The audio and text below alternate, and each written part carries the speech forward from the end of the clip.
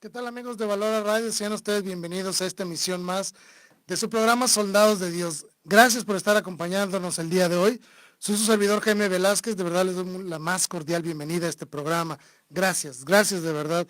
Les recuerdo que están ustedes escuchando este programa a través de la señal de www.valoraradio.org y también pueden vernos en vivo a través de la señal de Facebook Live de la página de Valora Radio. También puede ver la retransmisión en la página de Soldados de Dios-Valora Radio. En estas dos páginas en Facebook pueden ustedes ver este programa en vivo, pueden comunicarse con nosotros. Les recuerdo que tenemos un número de WhatsApp donde pueden mandar sus mensajes y en vivo poder platicar con ustedes a través de este medio.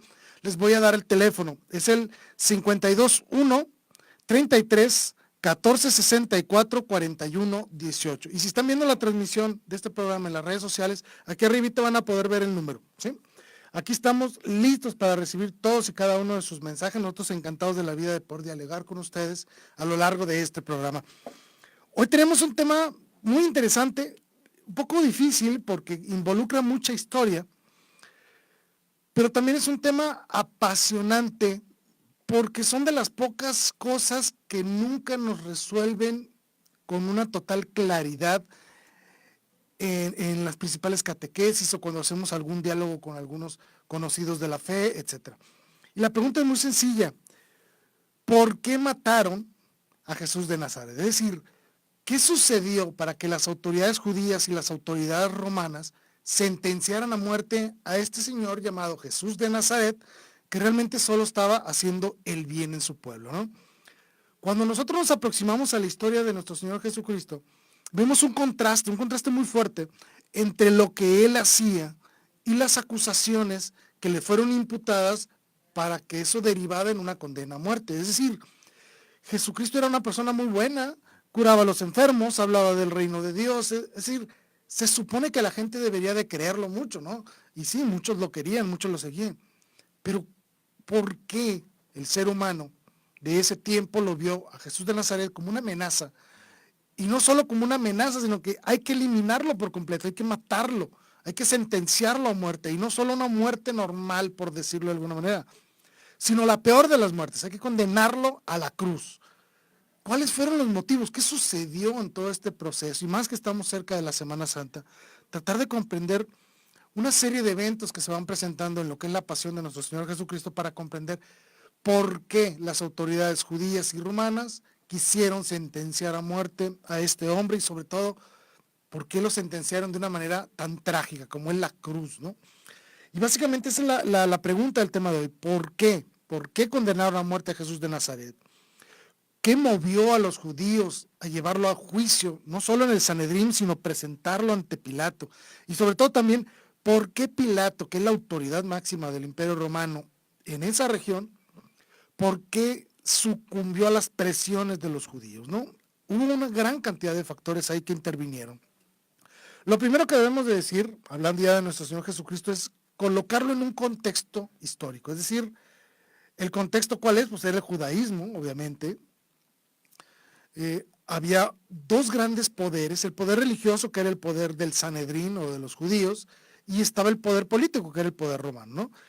En este contexto de disputa de poder y de un pueblo dominado por otro, es cuando se hace presente nuestro Señor Jesucristo encarnado, ¿no? Es decir, Él se hace presente en este momento de la historia específico. Cuando Él inicia su vida pública, estamos pensando alrededor de la edad de 30 años, inicia con el bautismo, con Juan el Bautista, luego se va al desierto, pero luego regresa y ya empieza a tener seguidores, llama a sus discípulos principales, a sus apóstoles, pero una gran multitud empezó a seguirlo en sus predicaciones y sobre todo también lo seguían mucho por la gran cantidad de milagros que él hacía. Entonces no cabe duda que nuestro Señor Jesucristo era un verdadero líder, ¿sí? Un líder en todo el sentido de la palabra. Entonces era alguien que estaba moviendo las multitudes.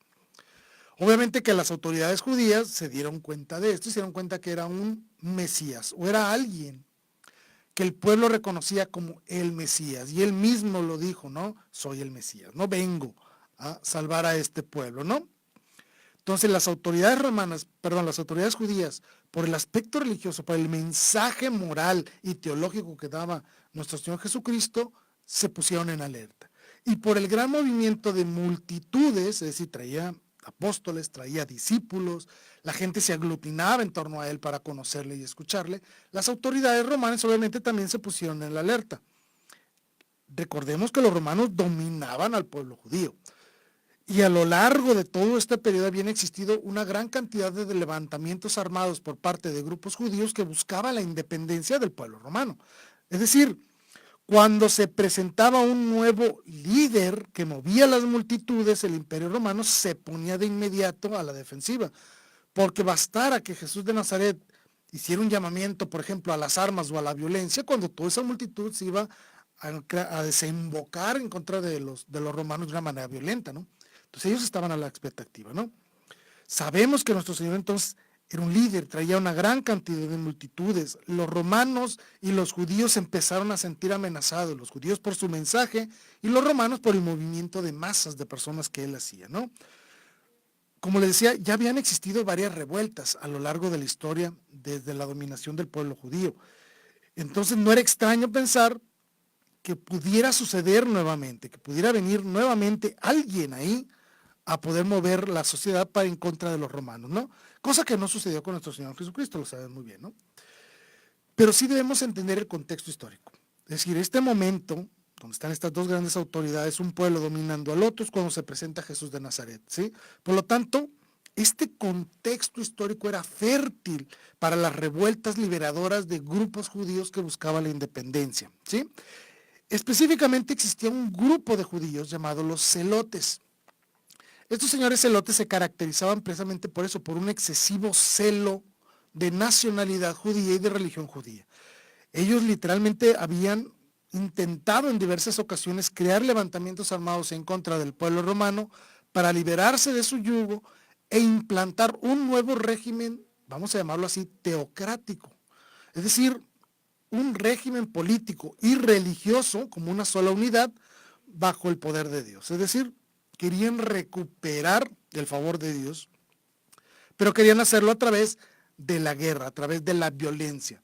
Este grupo de los celotes estaban, vaya por decirlo así también, peleados o enemistados con el grupo dominante de los judíos en ese tiempo, que eran los fariseos, que eran los que ocupaban el Sanedrín y eran los que ocupaban todo lo que era la administración del templo, ¿sí? Había entonces un fuerte bloque interno entre judíos, ¿sí? Y también había un fuerte golpe de algunos grupos de judíos en contra de los romanos, ¿sí? Se presenta Jesús de Nazaret en este contexto, como un líder, atrayendo multitudes y sobre todo con un mensaje verdaderamente nuevo. Y hay que decirlo así, el mensaje de nuestro Señor Jesucristo era completamente novedoso. No rompía con el esquema del Antiguo Testamento, obviamente que no, pero era darle un nuevo sentido, ¿no? Y sobre todo él proclamaba un nuevo reino de Dios. Estas palabras, reino de Dios, inmediatamente atrajo la atención de los celotes, porque dijeron, hey, este es Jesús de Nazaret, está pensando lo mismo que nosotros, está pensando en un reino de Dios aquí en la tierra. Eso es lo que ellos pensaban. Y los fariseos dijeron, este es un celote que posiblemente quiere atentar también contra nuestro poder. Y los romanos dijeron, este es alguien que puede crear una revuelta. Ese es el contexto histórico. Esa es la situación que se presenta en torno a Jesús de Nazaret. Por eso los fariseos constantemente lo estaban retando, ¿no? E incluso intentaron en alguna ocasión de hacerlo, ¿cómo se dice? Hacerlo caer en una contradicción en contra del mismo Imperio Romano, ¿sí? Pero Jesús anunciaba un reino de Dios, ¿sí? Que parecía concordar con la idea de los celotes que ellos traían de un reino de Dios, pero en este mundo, ¿no? Sabemos que Jesucristo anunciaba el reino de Dios en el cielo y el reino de Dios en el futuro, después del juicio universal, ¿sí? Por lo tanto, no debemos caer en este error. Punto número 1, Jesucristo no era celote, no lo era. Muchas de sus proclamaciones, muchas de sus palabras parecían que concordaban con la ideología de algunos celotes, pero no, Jesucristo no era un celote. Es obvio que nuestro Señor llamaba a la no violencia, Él nunca promovió la violencia, ¿no? Al contrario, Él le hablaba de dos grandes conceptos. Punto número 1, el amor hacia el prójimo y sobre todo el amor hacia los enemigos, ¿no?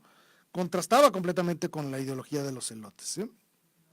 Pero aparte, aquí otro detalle importante. En todo este movimiento, Jesucristo llama como apóstol a un señor llamado Simón el Cananeo.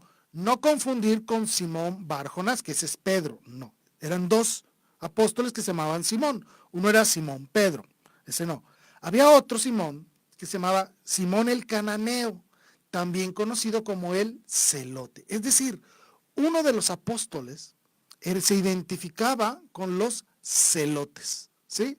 Por lo tanto, se llamó aún más la atención de nuestro Señor Jesucristo hacia las autoridades judías y hacia las autoridades romanas, porque un reconocido celote estaba entre los apóstoles, ¿de acuerdo?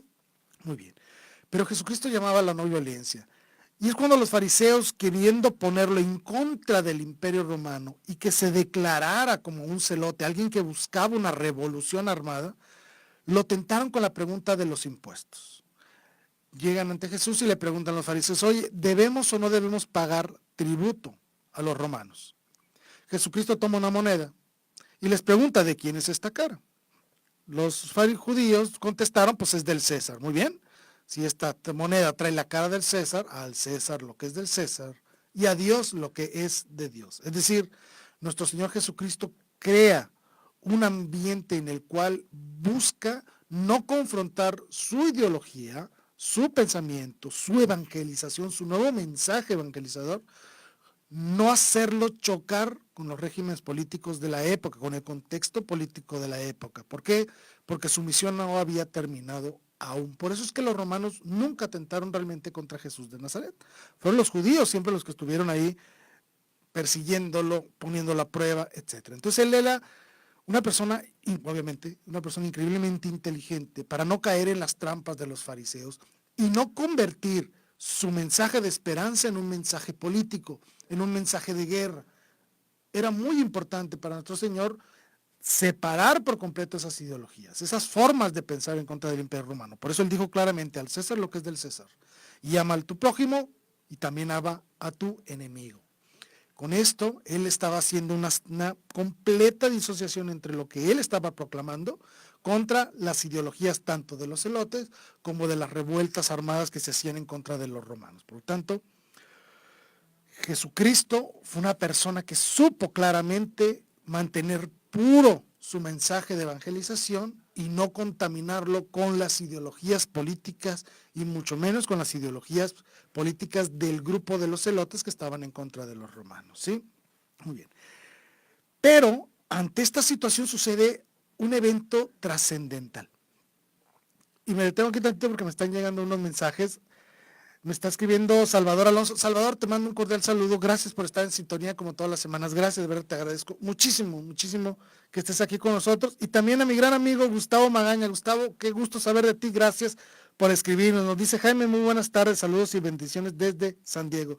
Gracias, Gustavo. Te mando un saludo hasta allá, hasta toda la comunidad de San Diego. Muchísimas gracias por escribirnos. Estamos aquí listos para recibir todos sus mensajes. Gracias, de verdad, les agradezco muchísimo. En todo este contexto que estamos platicando, hay un evento muy importante que a veces no le damos la importancia que tiene, la trascendencia que tiene a nivel político y a nivel, vamos a llamarlo así, de jerarquías religiosas. Mucho cuidado con esto. Todos conocemos el pasaje bíblico en el cual Jesucristo irrumpe en el templo, se molesta a ver a todos los vendedores y a los cambistas de dinero ahí en el templo, haciendo negocio en el templo, ¿no? Obviamente él dicen que hace un látigo de cuerdas y expulsa a los mercaderes y voltea las mesas de los cambistas, ¿sí? Es decir, realiza un acto, vamos a llamarlo así, violento, fuerte, ¿sí? Expulsa a los mercaderes del templo y a los cambistas, voltea sus mesas, ¿sí? Un acto fuerte del Señor Jesucristo. No había tenido ningún otro evento en el cual él se mostrara tan enérgico como en esa ocasión, ¿sí? Los expulsa y dice, esta es la casa de mi padre, esta es una casa de oración, ¿no? Entonces, con este acto que realiza nuestro Señor Jesucristo, los fariseos lo vieron verdaderamente como un alborotador de las masas, ¿sí? Y obviamente vieron un gran riesgo hacia ellos. Ellos vieron en ese instante ¿sí? Que Jesús era capaz de romper con todos los patrones establecidos, y no solo hablando del mensaje de evangelización, del mensaje teológico de Dios, no, sino también en las formas de vida de los mismos fariseos, ¿sí? Cuando Jesús expulsa a los mercaderes del templo, les estaba cortando una fuerte cantidad de dinero a los mismos fariseos, ¿sí? Y recordemos que ellos pensar en la abundancia, en la riqueza, era que Dios los quería. Y ver a Jesús de Nazaret destruir todo eso, voltear las mesas, expulsar a los mercaderes, les pegó directamente en el bolsillo a los fariseos, ¿sí? Lo vieron entonces como un verdadero alborotador, alguien capaz de romper con los patrones establecidos y alguien que lo podía poner en riesgo la autoridad de los fariseos, ¿sí? Porque efectivamente eso fue lo que hizo, se brincó por completo a la autoridad de los fariseos, se fue directamente con los mercaderes e hizo, aquí lo importante, hizo lo que haría cualquier dueño de casa. Jesucristo se comportó como si el templo fuera de él, de su propiedad. Los expulso de aquí, porque esta es la casa de mi Padre. Es decir, él, en esa frase tan importante, se adjudica, o por decirlo así, dejan de manifiesto su filiación divina con el Padre, que él es el Hijo de Dios, el Hijo del Padre, ¿sí? Por lo tanto, él reclamaba en ese instante, él estaba reclamando la autoridad sobre el templo mismo. Obviamente los fariseos ante esta situación se sorprendieron, se asustaron verdaderamente. Este se ha proclamado verdaderamente dueño del templo, porque se ha hecho de llamar Hijo del Padre. Esto tiene muchas consecuencias en la forma de pensar de los fariseos. Se vieron realmente preocupados y alarmados por esta situación. Había que matar a Jesús de Nazaret. ¿Por qué? Porque él iba a romper con nuestra forma de vida, con nuestro patrón establecido de organización interna del templo. Va a romper con todo nuestro estilo de vida, ¿sí? Eso es lo que nuestro Señor Jesucristo viene y hace y da un mensaje muy fuerte. Esta es la casa de mi Padre, ¿sí? Aquí la respetan. Jesucristo actuó con autoridad y con propiedad, ¿sí? Él viene en la representación del Padre, realmente viene en su nombre, eso lo sabemos, ¿sí? Se da entonces ya los primeros movimientos para atentar contra la vida de Jesús de Nazaret. Y aquí sucede otra cosa importante. Y esto es como un pequeño paréntesis para mantenerlo en observación, no perder de vista este detalle. ¿Nuestro Señor Jesucristo conocía su destino? Claro que sí, obviamente que sí, ¿sí? Estaba incluso anunciado en el Antiguo Testamento, o sea, las profecías él sabía que se cumplirían en él, obviamente. Pero el hecho, cómo se van dando todas estas circunstancias, no debemos de caer en el error de pensar que todo esto fue un evento casual, la crucifixión de Cristo, que fue un producto de diversas circunstancias que se fueron. No, Jesucristo no era un ingenuo, no iba desconociendo cuál era su destino. Él conocía su destino. Él sabía que las condiciones estaban listas para que él al anunciar el reino de Dios, al anunciar su palabra divina, se iban a dar todos estos movimientos humanos que iban a desembocar en su muerte, ¿sí? Es verdad, debemos de aceptar que en todo este proceso se gestan una gran cantidad de decisiones y de acciones humanas que desembocan en la crucifixión, pero no porque esto fuera producto de la acción humana, sino porque nuestro Señor Jesucristo conocía todo esto y Él afronta esto desde su libertad. Esto es que decirlo muy claro. Es decir, Él lo dijo, no soy yo, no son ustedes los que me quitan la vida, soy yo quien la estoy entregando, ¿sí? Entonces no debemos de pensar que la muerte de nuestro Señor Jesucristo fue una cuestión de mala suerte o un evento imprevisto que se fue presentando o fue solo una acción humana. No, no y no. Debemos de quedar muy claros, ¿sí? Sabemos que nuestro Señor Jesucristo tendría este desenlace y Él poco a poco se va dando, se va prestando, por decirlo así de una manera, de manera libre y voluntaria por fidelidad y obediencia al Padre, va permitiendo que estas circunstancias y estos eventos humanos desemboquen en la crucifixión, ¿sí? Es decir, no es producto de la mala suerte, no es un acto inesperado al mensaje de Jesucristo, no. Él sabía perfectamente que iba a suceder, pero él sabe perfectamente que tampoco debe mover las voluntades humanas. Él no puede manipular la libre voluntad del hombre, sino que las circunstancias se fueron dando y él las fue aprovechando. Es decir, él fue aceptando dentro de su mensaje divino y fue aceptando el destino que le aguardaba, ¿sí?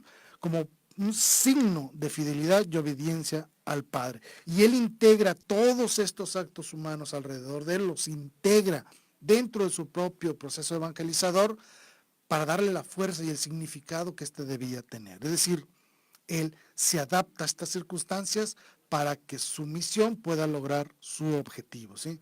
Sabemos entonces que la crucifixión de nuestro Señor Jesucristo surge del amor del Padre y es fruto de la libertad del Hijo.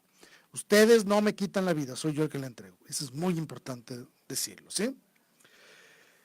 Con todas estas circunstancias, con todos estos eventos, nos damos cuenta entonces que nuestro Señor Jesucristo es todo un verdadero desafío a todo el esquema que está establecido dentro del pueblo de Israel, dentro de este contexto histórico, ¿sí? Aprovecho para mandar un saludo a mi buen amigo Jesús Morán, ingeniero, muchos saludos, gracias por estar aquí reportándose, gracias de verdad. Sabemos que Jesucristo entonces fue un verdadero desafío, ¿sí? Dentro de ese contexto histórico, sus acciones, los celos de los diferentes grupos judíos, las precauciones que tomaba el Imperio Romano, es decir, todo este tipo de cosas, Jesús irrumpe en medio de ellos y plantea un verdadero desafío. Y para ser más estricto, plantea cuatro grandes desafíos. El primero, un desafío moral. Nuestro Señor Jesucristo fue muy claro y les dijo, no van a vivir por la ley, van a vivir por el amor, ¿sí? Por lo tanto, Él reconduce el sentido de la ley de los judíos a sus intenciones más profundas, que es el amor, ¿sí? Él desemboca toda la ley hacia el amor, no hacia la venganza, no hacia la pureza ritual, no, la desemboca hacia el amor, que eso es lo que verdaderamente cuenta, ¿no? San Pablo dice, si no tengo caridad, nada soy, ¿sí? Por lo tanto, nuestro Señor Jesucristo proclamaba una pureza de corazón y de espíritu. Él no hablaba de una pureza de manos. Recuerden que lo criticaron cuando decían que los discípulos no se habían lavado las manos. Dicen, no tienen por qué lavarse las manos y ellos están limpios por dentro. No es lo que comes lo que te hace impuro o lo que agarras. Lo que te hace impuro es lo que sale de tu corazón, ¿sí? Entonces rompió con ese esquema, le dio un verdadero sentido a la ley, dirigirla hacia el amor y hacia la pureza, y no hacia los ritualistas purificadores que tenían en su apogeo en ese tiempo, ¿no? Yo estoy libre de pecado porque me lavé las manos, por ejemplo, ¿no?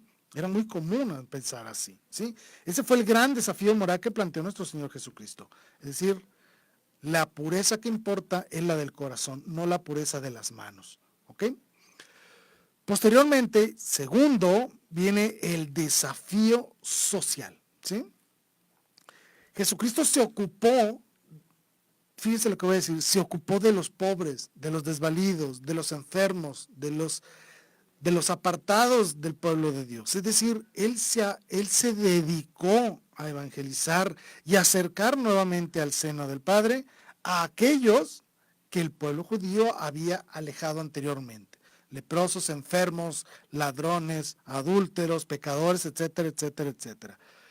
El mensaje de nuestro Señor Jesucristo fue revelador porque entonces mostraba el verdadero amor hacia los demás, cosa que los fariseos ya no habían hecho, ¿no? Por ejemplo, si alguien se enfermaba de lepra, ¿qué es lo que hacían? Lo sacaban de la ciudad, te expulso, eres impuro, no puedes estar con nosotros. ¿Qué hace nuestro Señor de Jesucristo? Los acogía, los curaba y los mandaba de vuelta a integrarse a la comunidad judía, ¿sí? Segundo, reconocía y proclamaba la dignidad humana como un tesoro inalienable. Muy importante, ¿sí? Nuestro Señor Jesucristo veía con los mismos ojos de amor al rico que al pobre, al sano o al enfermo, al pecador, al no pecador, al adúltero como al fiel. Es decir, su mensaje era universal. Él iba dirigido a todos. No iba dirigido solo a un grupo selecto de personas. No. Él buscaba integrar a todas las personas porque Él les decía, tú vales porque tú eres hijo de Dios. Tú tienes una dignidad en ti mismo, ¿sí?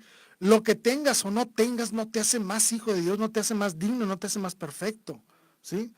El bien, la bondad, el amor es lo que te hace perfecto. Por lo tanto, no importa si estás enfermo o estás sano, para mí vales exactamente igual, porque tú eres hijo de Dios, ¿sí? Por lo tanto, Él anunciaba un mensaje de salvación universal, no solo al pueblo escogido y no solo a los escogidos dentro del pueblo escogido, ¿sí? Y obviamente Jesucristo predicaba con la misericordia, con la justicia, con la compasión y con la solidaridad. Es decir, su mensaje era verdaderamente de amor y no legalista, no de cumplir leyes, sino un verdadero mensaje de amor. Me acaba de llegar un mensaje, lo leo. Bendecida tarde, mi nombre es Mirna. Mirna, te mando un gran saludo. Gracias por escribirnos. Los escucho desde Phoenix, Arizona. Pues un saludo hasta allá. Gracias, de verdad.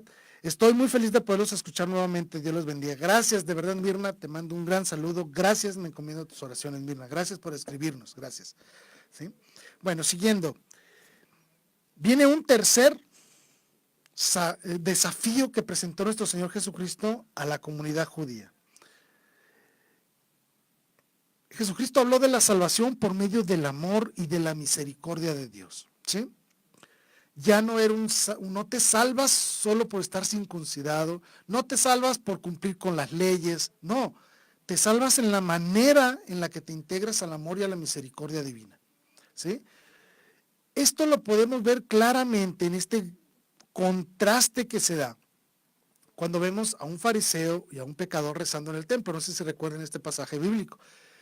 Está el fariseo rezando, gracias Señor, porque yo no soy tan pecador como este que está a mi lado, ¿no? Y el que está a un lado decía, perdóname Señor, porque soy un pecador, perdóname Señor, ten misericordia de mí, ¿no? Esto demostraba cuál era el verdadero mensaje de Cristo, ¿no? El fariseo, lleno de soberbia y de egoísmo, hablaba de su pureza y se creía salvo porque cumplía con la ley, ¿sí? Pero no tenía amor en él. En cambio el otro se declaraba desde la humildad como un verdadero pecador. ¿A quién escuchaba a Dios? Pues obviamente escuchaba a aquel que se humilla, que reconoce su bajeza, que reconoce la necesidad de Dios, ¿no? Jesucristo también en este desafío salvífico ponía al hombre por encima de la ley. Algo increíble, algo aberrante para las autoridades judías, ¿no? Y él decía, el sábado está hecho para el hombre, no el hombre para el sábado, ¿sí? Proclamaba el amor del Padre, pero lo proclamaba desde la intimidad de relación que Cristo tenía con el Padre, ¿eh? No hablaba del Padre como alguien allá lejano, sino que él hablaba del Padre como alguien aquí, cerca. Por eso decía, ya pueden estar ustedes ante el Padre y decirle, Abba, Padre, verdaderamente papá, aquí estás. No como alguien ajeno y lejano a los judíos, ¿sí? Proclamaba un reino de Dios, un verdadero reino en el amor y la misericordia divina, y obviamente algo muy importante. Jesucristo demostraba su palabra con hechos, básicamente con milagros, ¿sí? Si él hablaba del perdón de Dios, también hablaba de la curación física. Curaba enfermos, hacía verdaderos milagros, resucitaba como resucitó a Lázaro. Es decir, él mostraba su poder y la autoridad con la cual ejercía su ministerio, en la cual daba validez a sus palabras mediante los actos, es decir, a través de los milagros, ¿sí? Por lo tanto, no era alguien que solo era de palabra, sino también de hechos, ¿no? Esto era un gran desafío, porque ningún fariseo ni podía hacer milagros, solo él, ¿sí? Me escribe Manuel Cuevas, Miles Cristi, te mando un enorme abrazo, un saludo hasta la Ciudad de México. Gracias por estar aquí al pendiente del programa. Gracias, Manuel, te mando un gran saludo. Gracias de verdad por acompañarnos. Gracias. Y el último desafío, el cuarto desafío, un desafío importantísimo, el desafío teológico. Los fariseos proclamaban a Dios de lo que ellos conocían, por las escrituras y por los anuncios anteriores de los profetas y por las mismas reflexiones que ellos mismos habían tenido, ¿sí? Todos los teologúmenos que le llaman, todas estas reflexiones teológicas, ¿sí? Muchas de ellas están contenidas en unos libros llamados Talmud, bueno, ¿sí? Pero el desafío que presentaba Jesús en la teología es que él anunciaba a Dios, pero fuera de estos esquemas judíos. Él anunciaba a Dios desde el conocimiento pleno de Dios, ¿sí? Él hablaba del Padre porque lo conocía. Era una gran diferencia, ¿sí? Los judíos conocían al Padre a través de los profetas, ¿sí? A través de las escrituras. Pero Jesucristo conocía al Padre, obviamente, por la relación que él mismo tenía con el Padre, ¿sí? Por lo tanto, él anunciaba al Padre de una manera diferente. Él lo anunciaba desde el conocimiento, desde la experiencia misma del Padre, ¿sí? Por lo tanto, él reveló a un Dios cercano, no a un Dios alejado, sino a un Dios muy, muy cercano. No a un Dios que solo se presentaba ocasionalmente en el templo cuando hacían los rituales pascuales, no. Él anunciaba un Padre que estaba presente en la vida del hombre, ¿sí? Un Padre presente en todas y cada una de las etapas de la vida del hombre. Por lo tanto, este Dios era verdaderamente un Dios cercano, un verdadero Padre, un verdadero papá, que estaba ahí cercano a ti y te escuchaba y te trataba como hijo, ¿sí? Él hablaba de justicia, amor, compasión, perdón, pero sobre todo hablaba de una cosa llamada conversión. Esta palabra es importante para nosotros. Los judíos no hablan de conversión, hablan de cumplimiento de la ley, ¿sí? Jesucristo hablaba, no me interesa tanto que seas legalista en el cumplimiento de leyes, me interesa que te conviertas en lo que el Padre quiere que seas. Sean perfectos porque mi Padre es perfecto, dijo Jesús. Es decir, conviértete en algo más de lo que ya eres, trasciende tu propio ser, no solo seas un cumplidor de leyes, no, trasciéndete, ve más allá de tus propias fuerzas. Permítele a Dios elevarte en su naturaleza a través de la gracia divina. Conviértete en alguien divino, por alguien que vive la participación de Dios en él. Conviértete en un verdadero portador de Dios. Y este mensaje, de aquí algo trascendental, no solo iba dirigido a los judíos, va dirigido a todos, es un mensaje universal, tanto paganos como a gentiles, como a judíos, como a no judíos, etcétera, todo el mundo. No estaba restringido esto solo al pueblo escogido, sino a todos, ¿sí? Y obviamente, como les dije, hablaba con una gran autoridad divina. Y aquí algo trascendental, algo diferente. Jesucristo, él decía que el camino, la verdad, la vida, el mensaje mismo soy yo, ¿sí?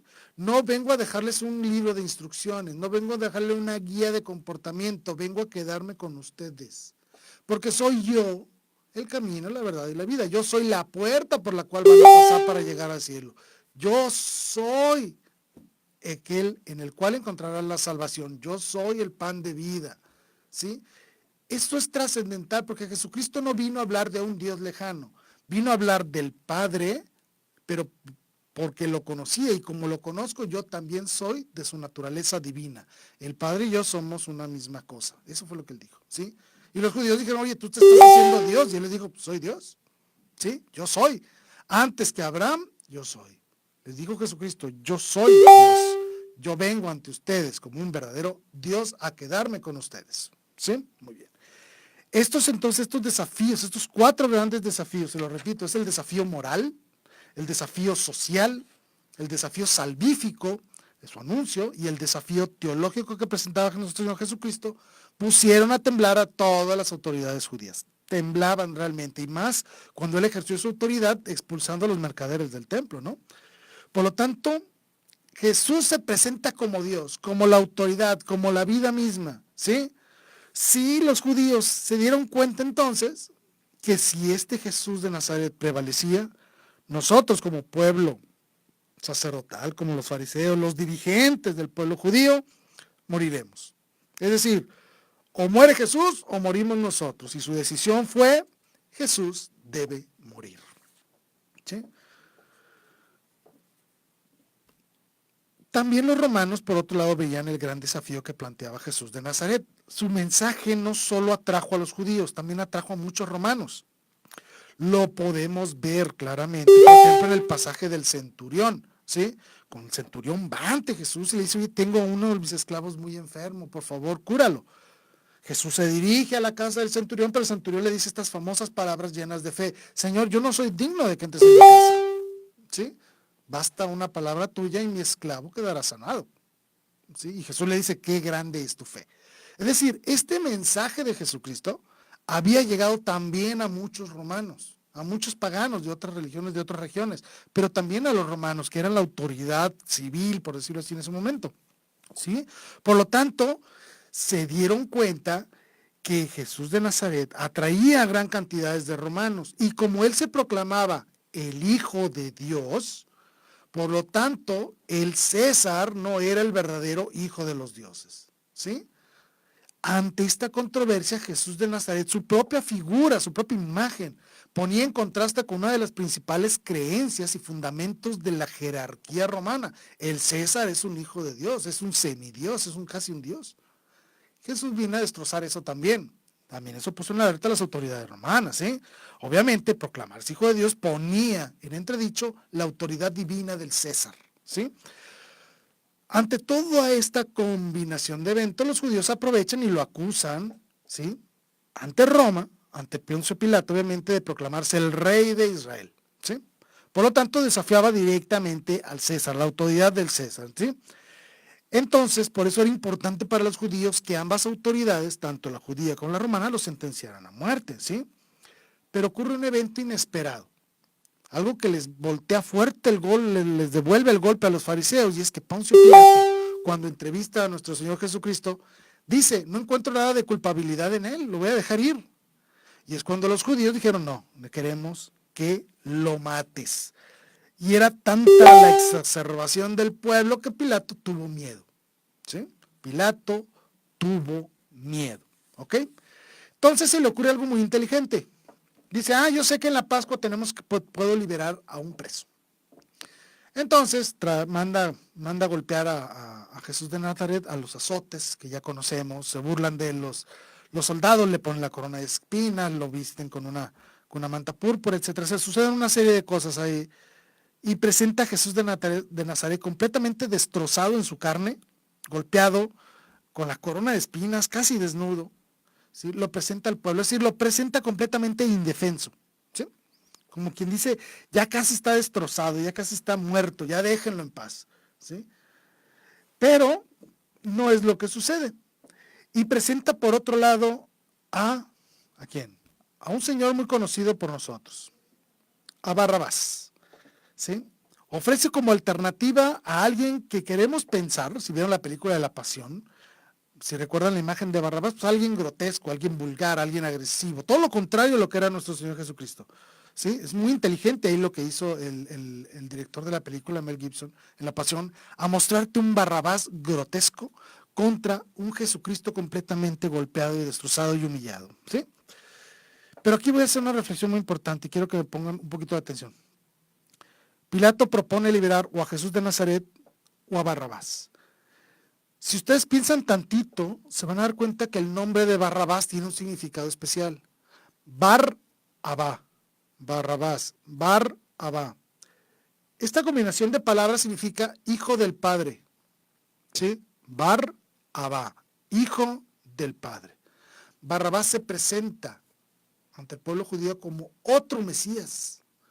Pero un Mesías de lo vulgar, de lo grotesco, de la violencia, ¿sí?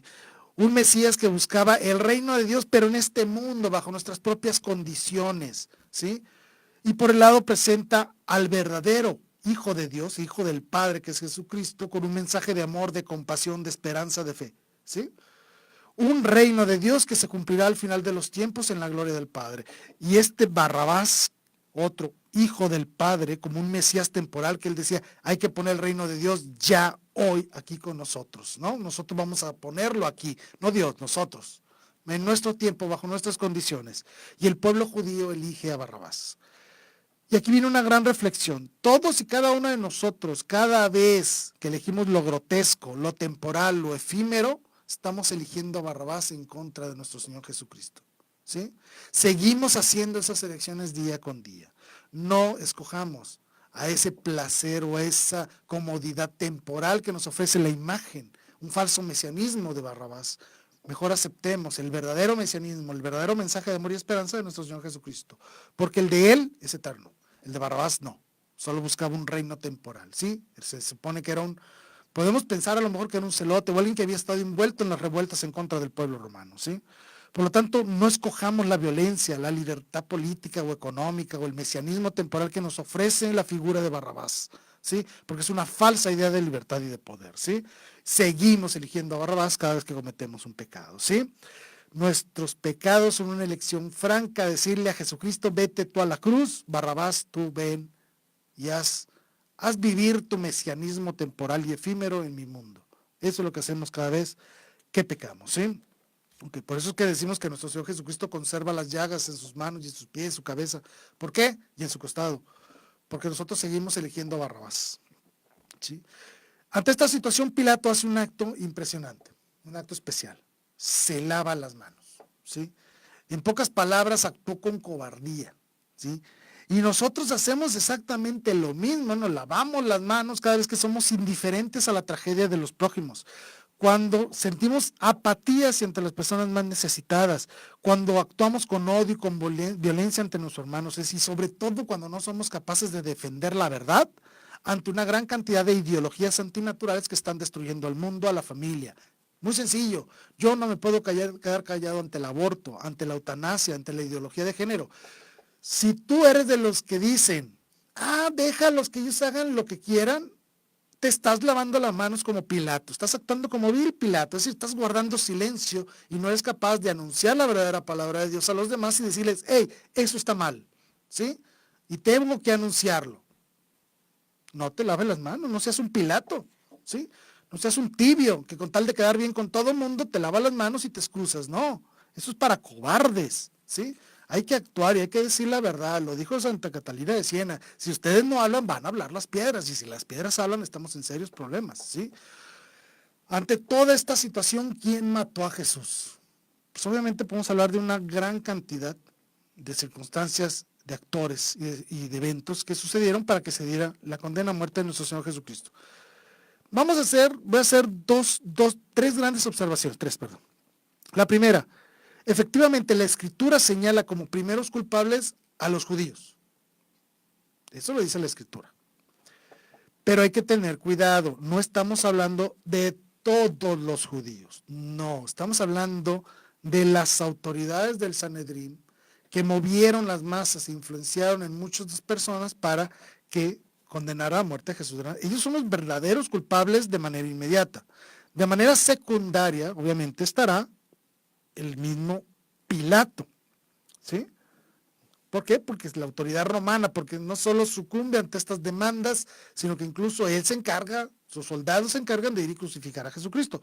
El pueblo del Sanedrín, los soldados del Sanedrín, los soldados judíos, el pueblo judío no podía hacerlo, ¿sí? Solo los romanos, entonces Pilato lo presta, se presta esta condena, ¿sí? Y quiero hacer esta observación que quede muy claro. No todos los judíos son culpables de la muerte del Señor Jesucristo. No debemos condenar al pueblo judío en general, sino a las autoridades vigentes del pueblo judío en ese momento. ¿Ok? Porque también recordemos que los primeros discípulos, los apóstoles, eran judíos. ¿Sí? Entonces no podemos condenar a todos los judíos, a todo el pueblo judío. No podemos hacerlo. Sería un injusto para con todo el pueblo judío. ¿Sí? Hay que ser cuidadosos con eso. Y obviamente también ver cómo el odio hacia la verdad de parte del Sanedrín, la indiferencia de Pilato también participan, ¿sí? Pero debemos entender también que hay un tercer factor que es muy importante. Los vuelvo a repetir. ¿Quiénes mataron a Jesús? El odio de las autoridades judías, así lo voy a poner. La indiferencia de Pilato. Pero el principal culpable de la muerte de nuestro Señor Jesucristo, ¿quién crees que es? Eres tú. Tú eres el principal causante de la muerte de Cristo. Soy yo el principal causante de la muerte de Cristo. Y esto es lo que debemos de entender. Y debemos comprender el mensaje de nuestro Señor y por eso estarle eternamente agradecidos. Él claramente dijo, vengo a morir por los pecadores. Vengo a morir por todos y cada uno de ustedes. ¿Quiénes mataron a Jesús? Lo mataste tú, lo maté yo. Nosotros somos los culpables. Nuestro pecado es lo que nos hace culpables de la muerte de Cristo. Él vino a sacrificarse por nosotros y es lo que debemos de entenderlo y clavárnoslo muy bien, estar agradecidos con nuestro Señor Jesucristo porque nos ha salvado. Y Él fue el capaz de enfrentar ese madero en tu lugar, en mi lugar, ¿sí? Nosotros, todos y cada uno de los hombres en toda la historia de la humanidad, somos los verdaderos culpables de la muerte de nuestro Señor Jesucristo. La Escritura lo dice claramente, etiam pro nobis, murió por nosotros, ¿sí? Nosotros somos los verdaderos culpables de la muerte de nuestro Señor Jesucristo, ¿sí? Me llegó otro mensaje, permítame. Gracias, otra vez Gustavo, gracias, gracias a Dios, el horario regresó a 2 horas de diferencia. Sí, por los cambios de horario estamos en algunos lugares, estamos en diferente horario, perfecto, sí.